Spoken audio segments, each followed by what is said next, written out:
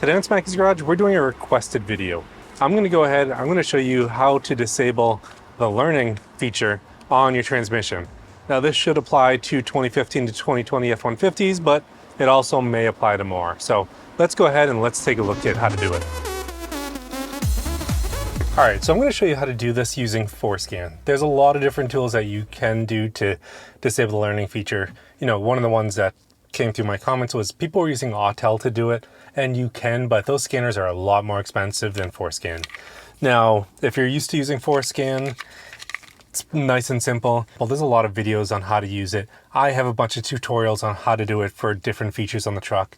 So all you really need to do is you need to download the software, which is free, get an extended license, and then buy one of these cables here that are located in a lot of different places. You can get them off Amazon, you can buy them anywhere, pretty much anywhere online. Now, adaptive learning on these trucks, common misconception is it's learning your driving style. What I believe is actually happening is it's learning the manufacturing tolerances of the transmission, and it's adjusting for wear, and it's looking at that and setting the right parameters.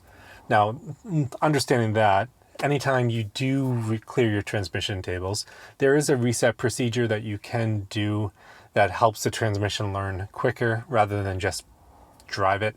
So we're going to go ahead, I'm going to show you how to disable it, but disable it at your own risk. Now, with this feature being new to FORScan and now having access to it, there isn't a lot of data to see how it performs on these trucks. So with that, you know, and understanding that it's actually compensating for manufacturing tolerances, there is a lot of risk here to make any adjustments. Now, the first thing I'm going to do is I'm going to take the cable, I'm going to plug it into the OBD port.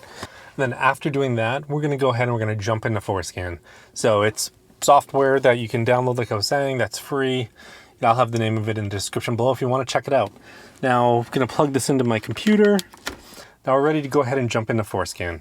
So here it is on the desktop. Going to double click on it.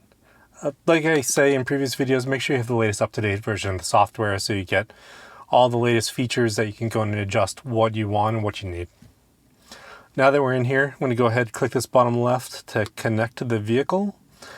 It's not optimized performance, okay, whatever. Then the profile here is saved. Here's my truck. I've used it on multiple cars, so you need to make sure that you select the vehicle that you're plugged into. Then it's going to go through, it's going to find all the different modules on the truck, and it's going to let you know exactly if there's any issues. You can see if there's any trouble codes or anything, but we're going to go ahead and jump directly into the service procedures.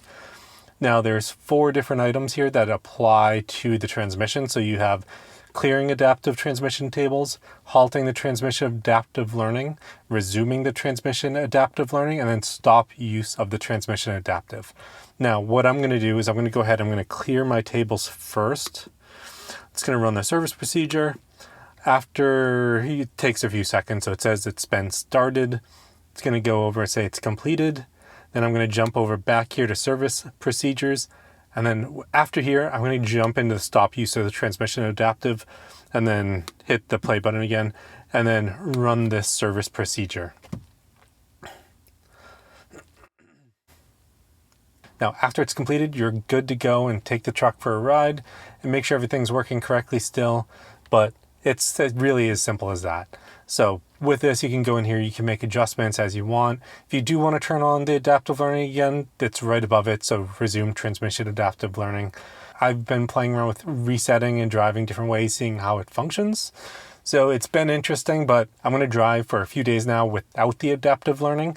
Then I'll let you know how it performs. So let's go ahead and cut to that. All right, so after driving the truck for about 2 weeks, putting about 1,000 miles on it, what I can say is it's still driving pretty well. Now, I haven't noticed any differences in the performance of the transmission. You know, I haven't seen any significant improvement, but what I can say is I haven't seen anything horrible or significant issues happen with shifting like I have in the past. So with that, you know, I don't know if it's worth the risk for me, because disabling adaptive learning on these trucks, if it's not compensating for clutch wear, if it's not compensating for pressures, you know, it could cause an issue down the road with the transmission, and it could cause premature wear, which is something that I'm trying to avoid, knowing how expensive these transmissions are. So for this, try it out at your own risk. I'm going to drive it for a little bit longer to see what happens on my truck. and I will report back if anything catastrophic happens or if there's any issues. Thanks for tuning in this week on Smackey's Garage. I'll see you next time.